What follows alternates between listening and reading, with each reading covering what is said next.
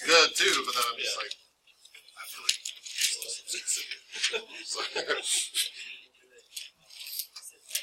All right, we're going to sketch derivatives.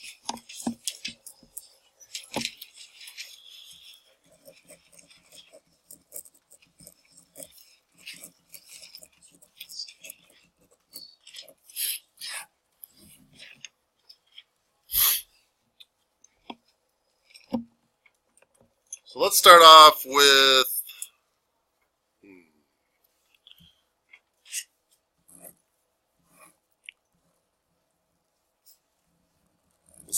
that.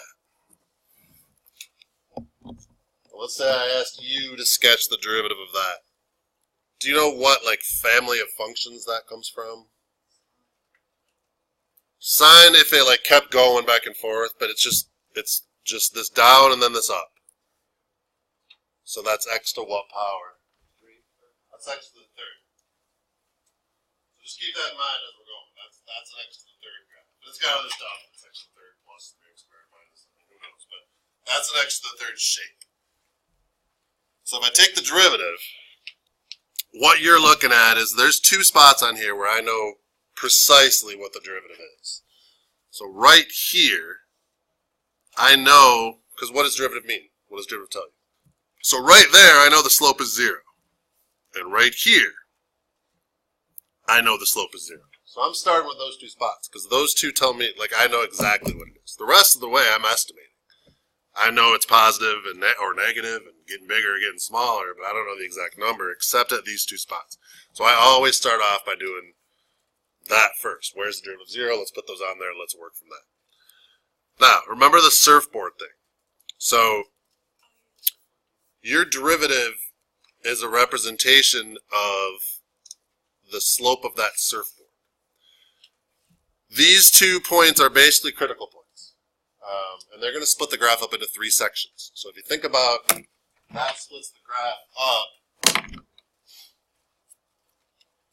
into there.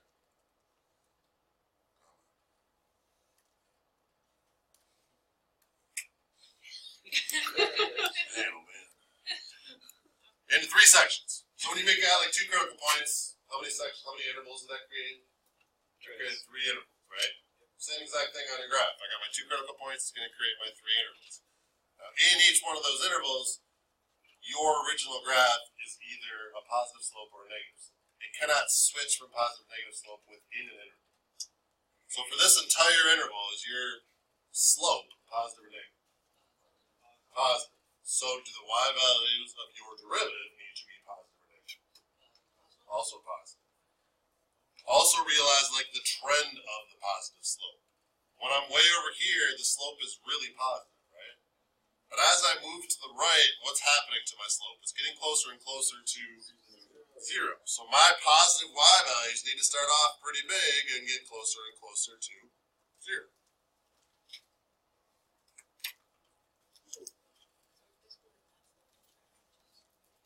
It's basically what?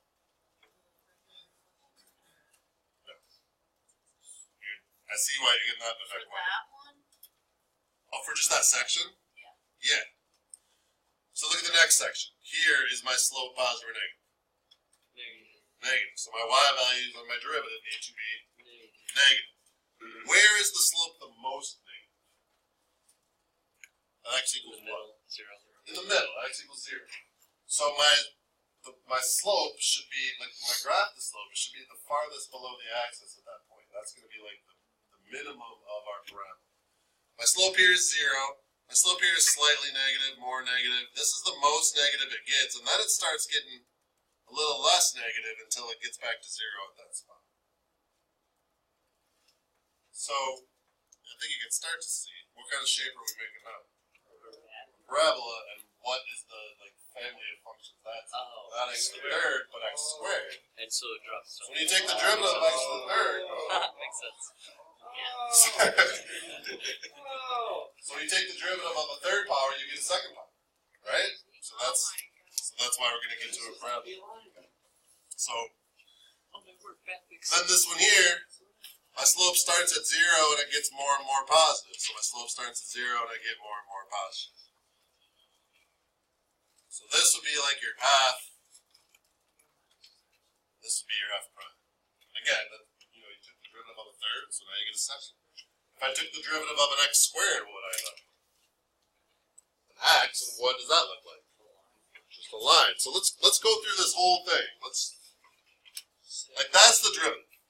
So some people, when I say take the derivative, think you're supposed to just keep doing derivatives until you get down to 0. You just do it at once. So that's like the one derivative. But now if I did another problem and I said, okay, let's start with that. This is a completely new example. And now that's f. Like this is number 1. This is number 2. And now I say take the derivative of that. So that's an x squared.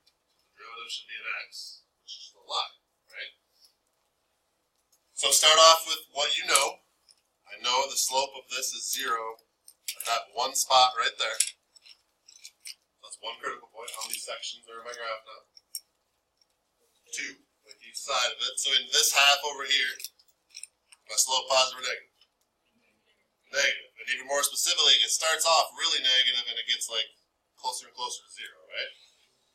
And then on this side, the slope starts off at 0 and gets more and more positive.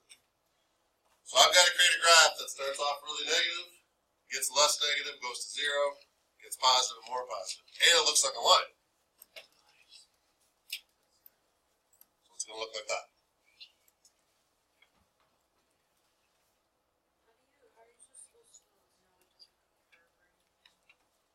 Because, okay, so there's two kind of ways to think about it. It's a weird way to say this, but somehow everyone always knows what I mean. How many wiggles are in this graph? 2. Right? I don't even know what that is. Everyone just says 2 every single year. I've never defined a wiggle. I've never learned what a wiggle is. Well, I took the derivative. How many wiggles are here? 1. So every time you take the derivative, not every time, because if you're doing like sine, how many wiggles are in sine? Infinite number. So when I drop that down by 1, it's still an infinite number. So sine and cosine are a different ballgame. But if you have like x to the third, x to the fourth, x squared, like all a regular polynomial, when you drop a power, you're also dropping a wiggle.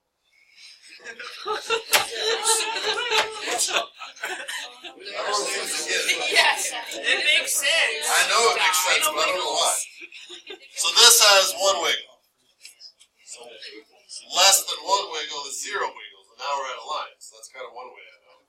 The other way is to, x squared derivative goes to x. If it's just an x, that's 1. So let's keep going. Now number 3, I would say, okay, that's f. Let's even put a point on there so I know exactly what the slope is. I don't know why I did a dotted line there.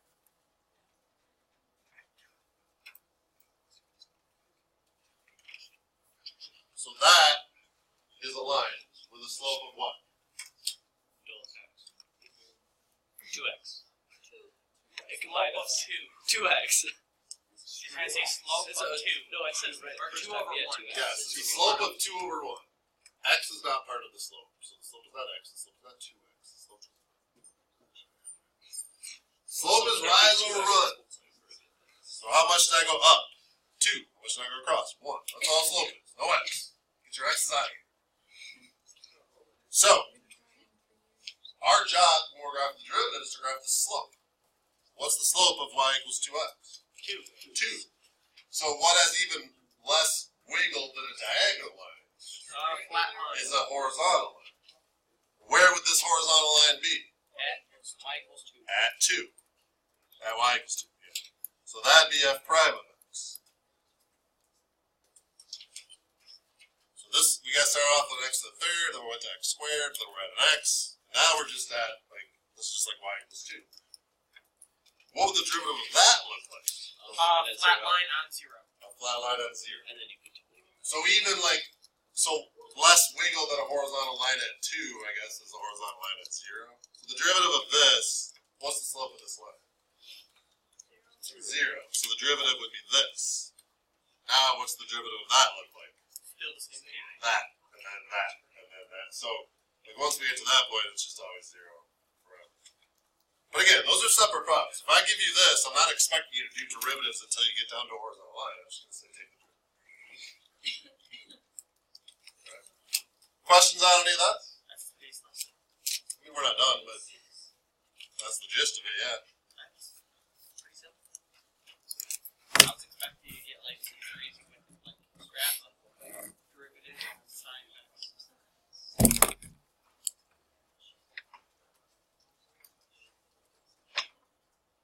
I mean, we have more practice. Alright. Let's say I gave you this graph.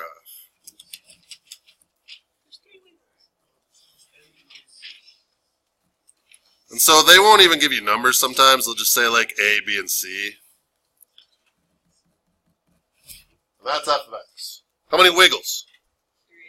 3. Everyone knows that, and everyone agrees on that, even though we've never discussed what a wiggle is. So when we take the derivative, how many wiggles? 2, and a 2 wiggle, your only choices are it's going to look like that, or it's going to look like that flipped over. So those are really your only 2 options. Do you want me to do it, or do you want to try it? Let's try it. Try it, and then if you don't know, just wait, and I'll do it. I mean, either way. I'll give you a second, though, if you'd like to. Start off with where you know the slope is 0, and then build around that.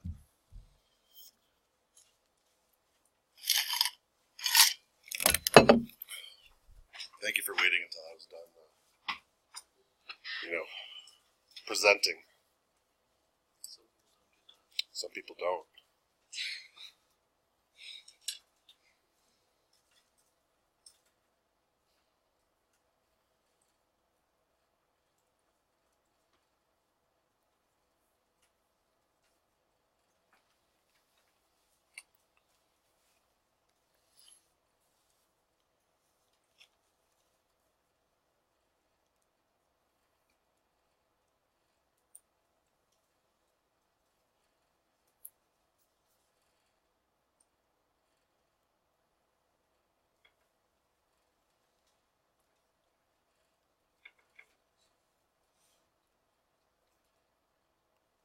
Do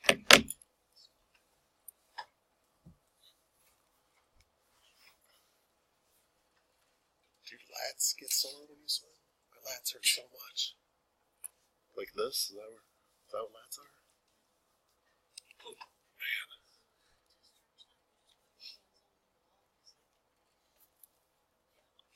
man.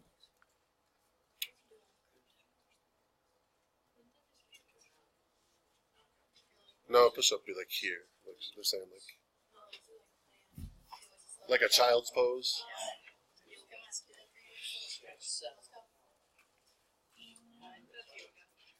That's child's pose in yoga, yeah.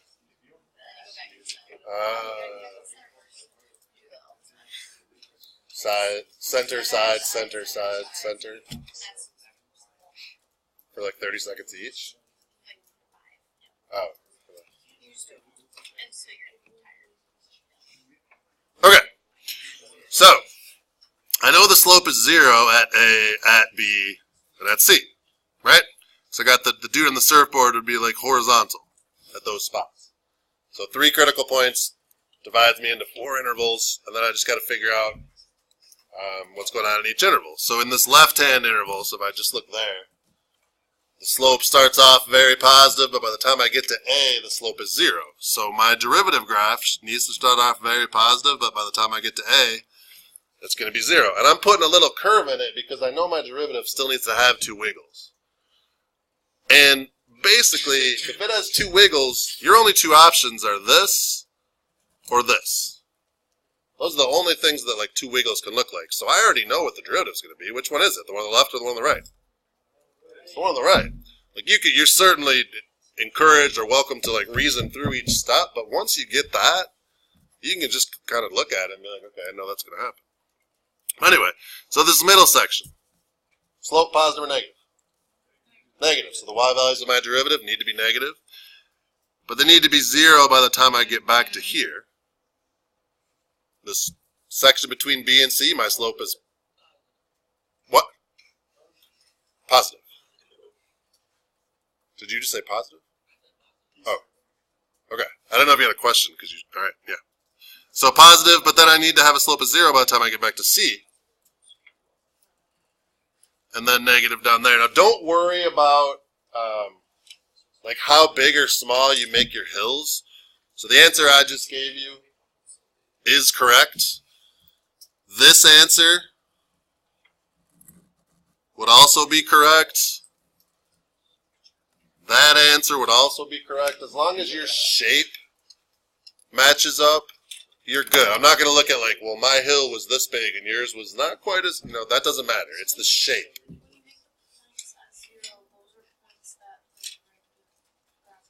Those are points the graph goes through, and they're points that like kind of split it up into sections for you. How many had that derivative graph correctly? Okay. I mean, I've been doing it for 10 years. You've been doing it for 5 minutes, so I think that makes sense.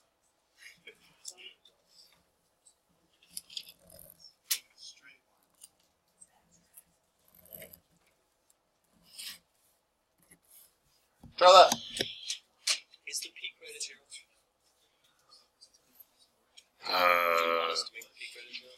Yeah, don't do that yet. I didn't graph it very well.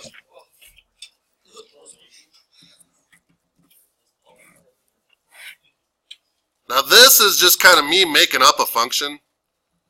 So when I do that, it's not necessarily like an x squared or an x to the third.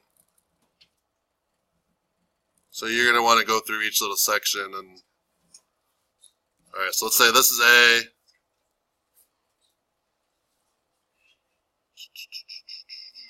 This is B.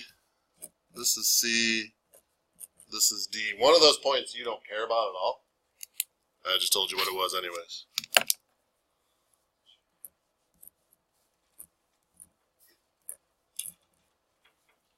Well, the one, it does kind of help you know where your shoots. So you're talking about this one, right? It helps you know like that's where the peak goes. Yeah, that's what I'm saying. Yeah, I guess, yeah.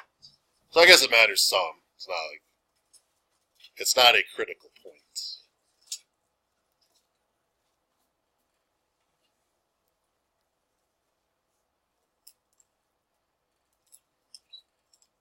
It's more fun, more challenging. It's more fun for me. It's more challenging when I give you the derivative and I ask you to graph the original. When we go backwards, but yeah, we won't do that until we do integrals. I'll just sit there and watch us suffer. No, I think you'll like it. You guys are I like a problem like this because I don't have to do like 10 lines of algebra. I could just look at it and do it without like, there's not a million chances to make a mistake in the algebra.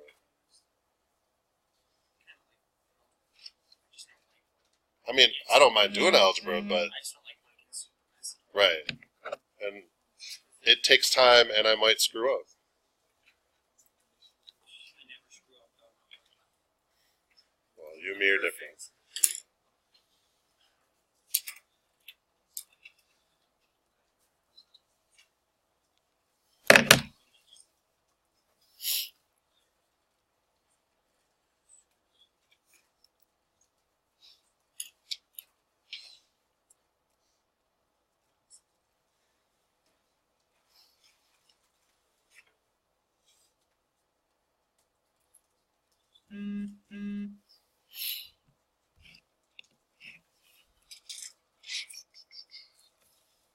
So you're going to have, Jesus, stop.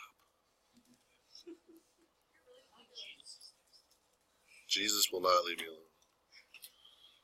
Alright, so you're going to have a slope of 0 there, there, there, and there. So you got 4 of them. Every time it turns around, you've got a slope of 0, and then it splits it into parts. So prior to this, my slope is positive, but decreasing. After this, my slope is what? Negative, and it's going to be 0 at that point. So it's going to come back up. Now my slope is positive until I get to C. Negative until I get to D, so below the axis, and then above the axis again after D. Can you see that with the dotted line? Is that fine? Yeah. How many had that or something like that? Again, don't worry about the heights of your hills. So if you just made this go down more, up more, you know, that's fine because I can still look at it and say your shape is the same as mine. You just kind of stretched it or smushed it one way or the other. As long as your shape is there, you're good. Questions on this at all? Seem right? Okay. That's like the last lesson for the test. So this is your homework. It's multiple choice because it's that way you can like check your work easier. Oh no, it's not multiple choice at all. That's a lie.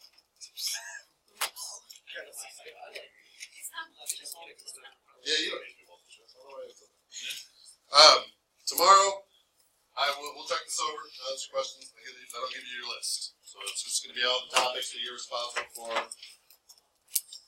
for the, let's say it's the midterm. Then you have Friday, Monday, Tuesday to do your own studying.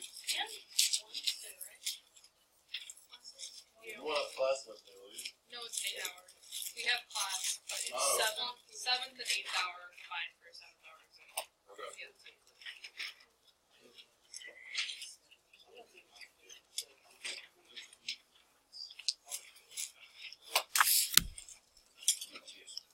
Can I just draw the graph like right on it? Yes. If you want, I think it's way easier to draw the derivative on the original graph. So, like, if you want to graph it here, absolutely do that here instead of doing the one next to it. I just put the box next to it in case it's up to you.